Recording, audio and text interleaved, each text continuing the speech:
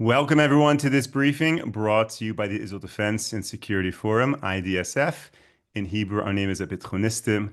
IDSF is the leading Israeli organization advocating for strong national security to defend Israel. Thank you to all of our viewers and supporters for tuning into this briefing. We have a lot of important stuff to discuss, and I'm pleased to be joined by Yochanan Ben Yaakov, a true expert on matters of Israel's national security. Yochanan, thank you so much for joining. Thank you so much, Moshe. So there are reports right now in the news that the alleged attack by Israel on Iranian nuclear sites never happened. That Israel may have attacked many sites in Iran, but none of them were nuclear in nature. However, the prime minister clearly said otherwise. So, Yochanan, with your deep understanding and background in national security, can you straighten out the picture for us? What, in fact, did Israel strike with regards to Iranian nuclear assets? Okay, of course. Yeah. It's in between what the prime minister said exactly, and the persons from the agency said it's in between. I will explain how and why and what are the interests on this side and the interests on the other side. Fact of the matter is that Israel did attack several locations of not just nuclear sites, however, other sites, which I will dwell into it later on.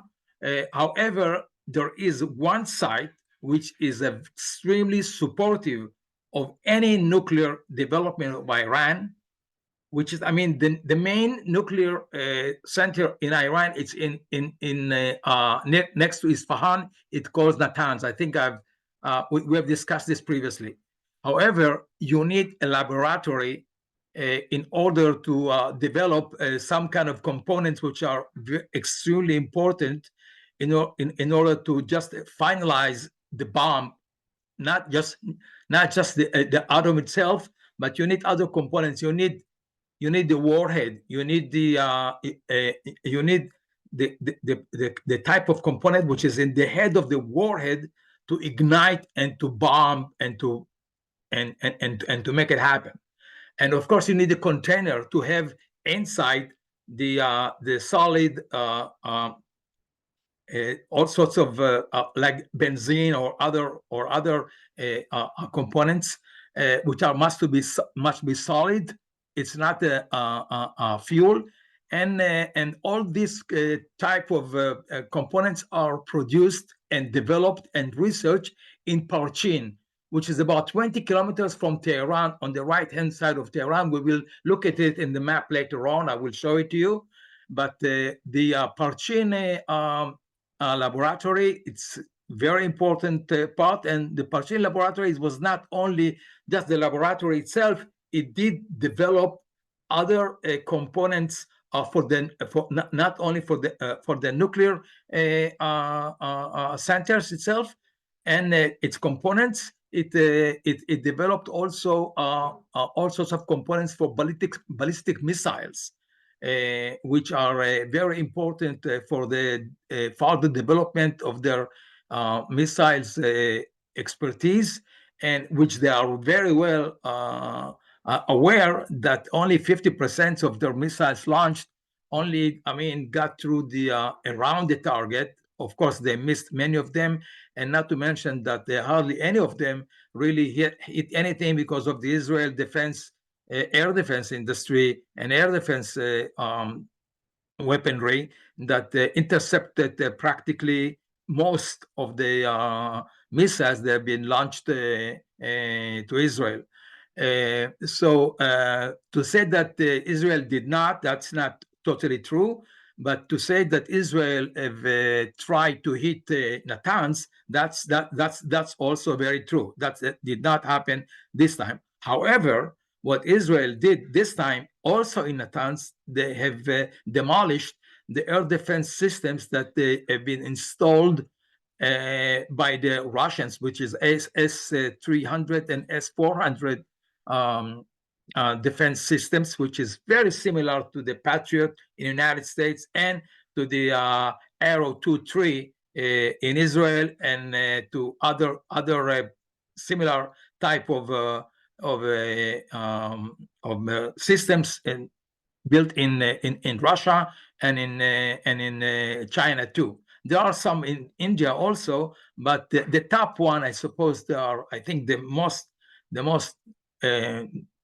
let's put it, the leading ones are, of course, they are the Israelis, Americans, Russians, and the Chinese. However, the Chinese one, they have not been tested yet. Israel has been tested more than any other system, and it's fully successful. And of course, the Americans ones also, and the Russians one is always being used against the Ukrainians. So here we go regarding the air defense and regarding the missiles development research laboratory, and of course the components that they are extremely important to build up the atomic bomb in the event that they would have reached to this, but they are working on it. Now that they are not, that is bombed together and it's been demolished, they don't have it anymore. I mean, it's a very special link that is missing in their chain of links that will let them get into the final atomic bomb product, which is not yet. Yes, Moshe. I think that answers your questions, I suppose. Yes, that definitely answers my question. So, based on this recent round of attacks, knowing, as you mentioned, that there are many more sites in Iran, Yes. have we learned anything about Israel's capacity to attack these sites, the extent to which the S-300 or the S-400s are a formidable barrier for Israel? Or it seems, based on what has just happened recently, there's nothing stopping reaching additional sites. Okay, it is. I mean, nothing stopping. However, the way it works is the following. It's every type of attack like this, of strikes like this. It has two waves and two steps. The first one are the bombers, which are getting close. I mean, just to let our audience know, there's about 1,600 kilometers, which is about 1,000 miles from Israel to any large area that it needs to be attacked in Iran, which is about let's say about a couple of hours flight. Either F-15, F-16s, and of course the F-35. The F-16s are the first waves are coming, and they are the ones that are launching missiles, distance missiles, to the air systems of the installations of the Iranians, which have been installed by the Russians, of course, S-300 and S-400, as you mentioned. What happened is that first of all, they want to clear the area that they are not going to be attacked by any of the air defense systems, and that's what happened. All these sites have been abolished, have been attacked by the F-16s, by the LoRa missiles, which is produced in the Israeli aviation aerospace industry, and it can launch for about between 2 to 5, even 600 kilometers away from targets. You can't miss. Why they can't miss? Because the satellite, Israeli satellites, is giving you about 16-digit precision where exactly every of these systems are located, and you can't miss. Once the missile, the LoRa missile, has been launched, it's going to get to the target and it's going to demolish it. So in seconds, there is nothing that can stop it. Once they receive again from the satellite that all these air systems have been totally demolished, okay, then the second waves can come in and they can go to the targets, to Parchin, to Natanz in any given this, to Ahvaz, to Khorramshahr and to Shiraz areas, all these centers which are producing missiles, producing, of course, components of which I just mentioned, components for the nuclear systems, and the solid fuel for the missiles that will carry the atomic bombs in the hopefully event that will not happen ever. And we are doing everything that is not going to happen. And of course, for the ballistic missiles. So about 20 targets have been already listed and have been hit badly by the Israeli Air Force. In addition to the size of the missile productions and of Parchin, which I've just mentioned, there were two other centers that the Israeli Air Force did launch missiles into it and bombs. And there's one, the Iranian Revolutionary Guard centers in Tehran itself. I mean, the corporate headquarters has been demolished also in Tehran, these times and the time before. So by other missiles. So in these waves, they made sure that the Revolutionary Guard Center is totally demolished.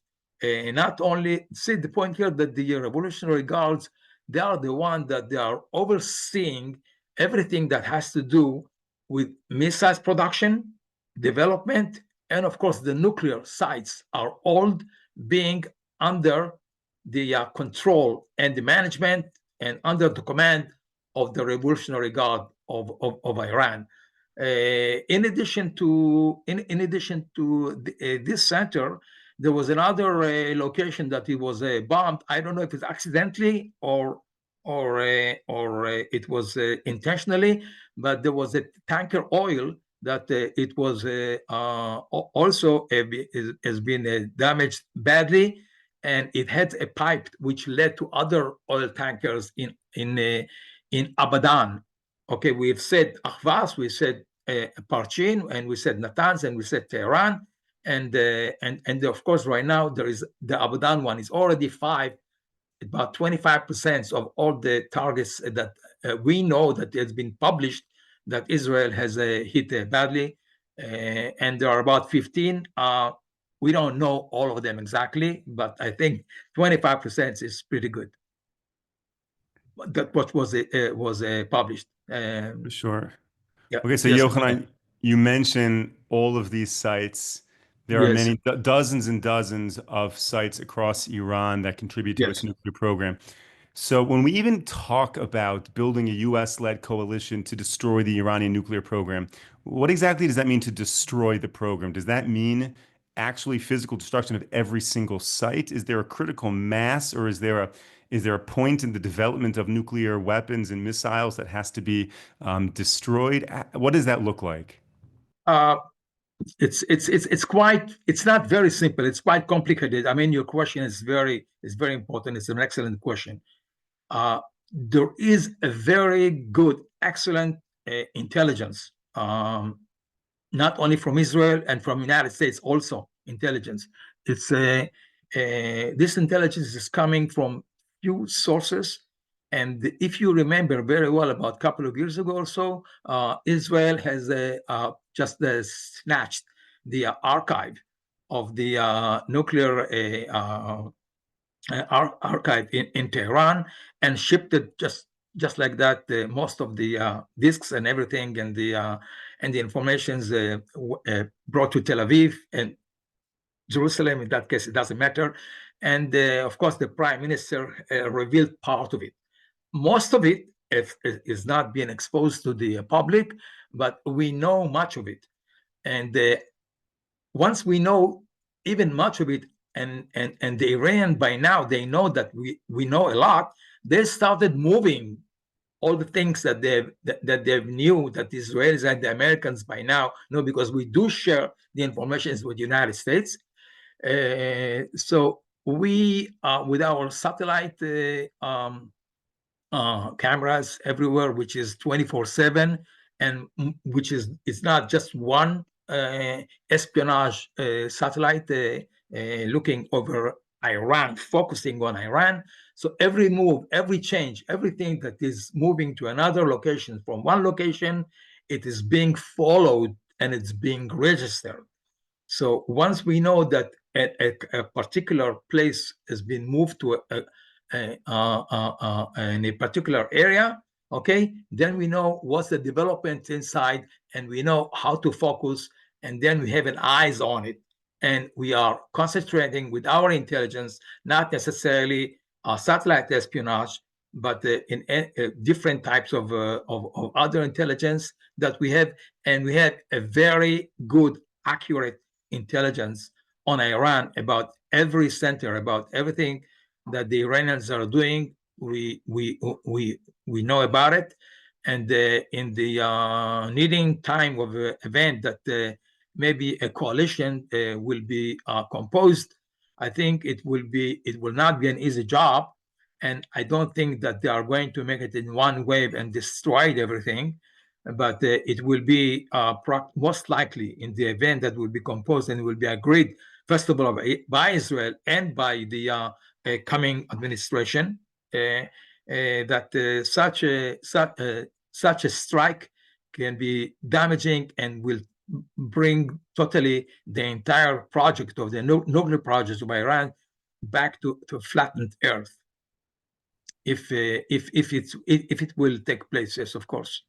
And it's possible, and we do have the power, the forces, the abilities, the capabilities, and the capacity, of course.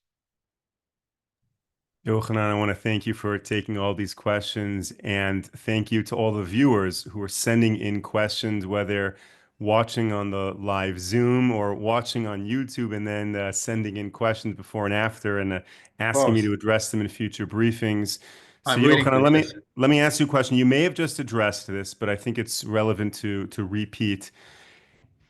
Right now, we're in this waiting game, building up a U.S. coalition, waiting to see things develop in the U.S. with the new administration. And obviously, there is this aspiration to be able to have a joint attack on Iran. Iran knows that potentially is coming. Is there anything you think that Iran is doing right now to shield their nuclear assets? Or would you say, you know what, we have so much satellite imagery and whatnot, there's really nothing that they can deploy or do or change and this interim period in this waiting game to make any significant difference? What are your thoughts on that? I'm sure that the Iranians are doing everything in order to shelter and to shield every site that they have, and having know that we might most likely or hopefully that we will attack them. They are doing everything to protect these sites. And luckily, these times they were not very lucky, and because we do have a special munition that is mostly helped by the United States, and it's been used. And what I can do, if you would be so kind and to show just one graphic, which I want to show the audience about Parchin, and I will show you what was before and how it was after the bombardment of the Israeli. Yeah, that's one. Okay, you can see very well that the building. Can you see my moving the arrow? No, we can't see the arrow, but we see the pictures. Okay, they see pictures. Okay, that's fine. The site is called Telegan or Telgan in Farsi, and that was the top picture was the 9th of September. The picture was taken off 9th of September, and below one, which is a day right after, on 27th of October, it was taken, and you can see the differences between the buildings and between the shelters. And you see that everything below, it's totally demolished, and it's really ruined totally. And you see that from the very left side there, you see like a white spot in between the three circles below. You see that there is like an entrance this is an entrance that goes into a very deep tunnel. Actually, everything underneath it's tunnelized. Let's put it this way. Okay, there are network of tunnels, gigantic tunnels that the bombs have been got into it directly from all sorts of angles, and they demolished not just on the top of it, mostly inside of the tunnels. And once the tunnels have been bombed and everything was crumbled down, okay, it really ruined totally the laboratory and the other facilities which are inside for the building, and recovering everything that has to do will take them long time. And I think by the next time that there will be another strike, I don't think that they'll be able to reach such a level that it used to be before of the 27th of October, and will take really a long time for them. But you can see very well from the top and from the bottom pictures that the job has been done fantastically. And this is only just one picture, of course. I mean, there are about 20 sites, other sites, and it's very much the same and similar kind of a damage. The damage was devastating this time, and I think the Iranians are in a verge that to think it over. They are doing a lot of thinking right now. Yochanan, we're almost out of time. You brought Okay. another picture. Would you like to share that picture and discuss it? Yes. I wish to. Okay, will take me. I mean, how? Okay, will take me about a minute or so. We got 3 minutes left. Okay. As we see, I brought this time a colorful map of Iran, and the very left south one, the blue one, which we see the Persian Gulf, and onto the left, which is a gray area, we see Saudi Arabia. North of it is Iraq, and if we just go very much at the very top of the map, we see Azerbaijan and the Caspian Sea. Below the Caspian Sea, couple of we see there is a Mazandaran area, and then below it Tehran, which is a big county. Let's put it this way. And east of it, which is to the right side of the picture, this is the area of Parchin, about 20-30 kilometers from Tehran, Parchin located. And this is the place which was the laboratory. Another place that I would like you to look at, if you go all the way down to the area of the north of the Persian Gulf, and you see the Khuzestan area, and this is another. Yes, that's right. This is where you are pointing right now with your marker.